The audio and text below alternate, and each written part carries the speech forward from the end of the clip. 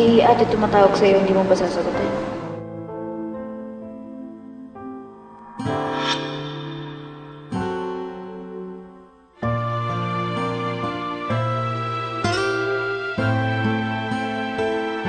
Gusto na kasi tulungan si Diana sa paghanap kay Ashley. Naisip ko lang na baka matutulungan mo rin ako. Bakit hindi si Diana lapitan mo? Sila ang magkapatid, baka mas marami siyang alam. Ano kasi, Lorne? Kasi ano? Kasi may tinatago ka, di ba? Huwag ka nang mahiya. Maintindihan naman kita. Masalamat ka kay Ashley, nangako ako sa kanya na hindi ako magsasalita kahit kanino, lalo na kay Diana. Lorna, hindi ko na alam kung anong gagawin ko.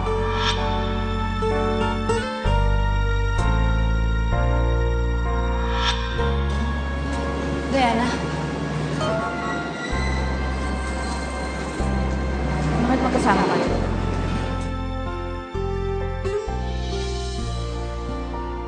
Nung huli kami nagkausap, parang nakulitan siya sa akin. Ayoko namang isipin niya na sinasakal ko siya at baka lalo lang ma-stress yun.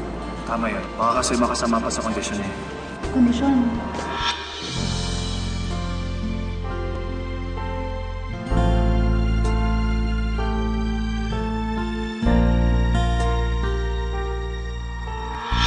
Hindi sila pwede magpakasal.